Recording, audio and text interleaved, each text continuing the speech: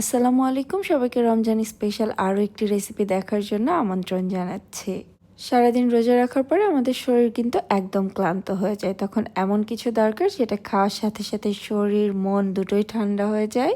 আজ সেরকমই ভীষণ স্পেশাল একটি শরবতের রেসিপি তৈরি করে দেখাবো, যেটা খাওয়ার সাথে সাথেই কিন্তু শরীরে অনেক বেশি এনার্জি ফিল হয়। যেটা তৈরি করতে কোনো ধরনের কোনো চিনিরই প্রয়োজন হবে না। একদম হেলদিভাবে শরবতটা মাত্র 5 মিনিটে আপনারা তৈরি করে নিতে পারবেন।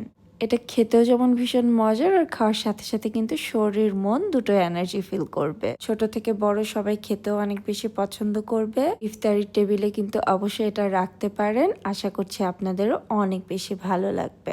এখন কথা না বাড়িয়ে শরবতটি তৈরি করে নিব। প্রথমে এখানে আমি 8-10টা খেজুর খুব ভালোভাবে ধুয়ে পরিষ্কার করে নিয়েছি, আর ভেতরে বিচিটাও ফেলে দিয়েছি। আপনাদের হাতের কাছে যেই খেজুরটা আছে সেটা দিয়ে আপনারা এই শরবতটা তৈরি করে নিতে পারবেন। সাথে দিয়ে দিচ্ছি 20-22টার মতো কাঠবাদাম, 20-22টার মতো পেস্তা বাদাম, আর 20-22টার মতো কাজু বাদাম। আপনাদের হাতের কাছে কোনো একটা না থাকলে না দিলেও চলবে। চাইলে কিন্তু আপনারা এখানে কিশমিশও অ্যাড করতে পারেন।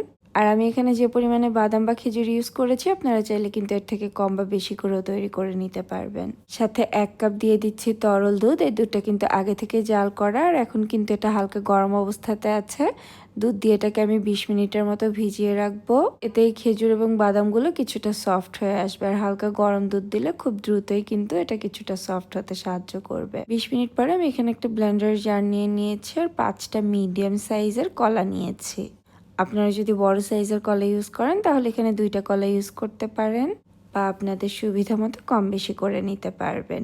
এখন এর সাথে ভিজিয়ে রাখা খেজুর আর বাদামগুলো দিয়ে দিচ্ছি 2 টেবিল চামচের মতো মধু। মধু দিলে যেমন এটাতে মিষ্টি অ্যাড হবে, চিনির প্রয়োজন হবে না, আর খেতেও ভালো লাগবে, আর এটা অনেক বেশি এনার্জিও দিবে। দিয়ে দিচ্ছি 1/4 কাপ গুঁড়া দুধ। গুঁড়া দুধটা কিন্তু অপশনাল, তবে দিলে খেতে অনেক বেশি ভালো লাগবে। এখন এর সাথে আরও 1 কাপ তরল দুধ দিয়ে দিচ্ছি, আর এই দুধটা কিন্তু ফ্রিজের একদম ঠান্ডা দুধ। দিয়েই সব কিছুকে একদমই স্মুথ করে ব্লেন্ড করে নিব। এই যে আমি এটাকে একদমই স্মুথ করে ব্লেন্ড করে নিয়েছি। এখন এর সাথে আরও 2 কাপ তরল দুধ দিয়ে এটাকে আরও কিছুটা লিকুইডই করে নিব। এই শরবতে যা কিছু ইউজ করেছি সব কিছু আমি আমার স্বাদ মতো এবং সুবিধা মতো ইউজ করেছি।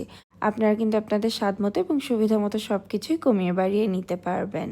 আর আমি কলা দিয়ে এই ড্রিঙ্কটা তৈরি করেছি। আপনারা চাইলে অন্য যে কোনো ফলও এখানে ইউজ করতে পারেন কলার পরিবর্তে। এই শরবতের প্রত্যেকটা জিনিসই কিন্তু অনেক বেশি স্বাস্থ্যকর। এভাবে অবশ্যই একবার ট্রাই করে দেখতে পারেন।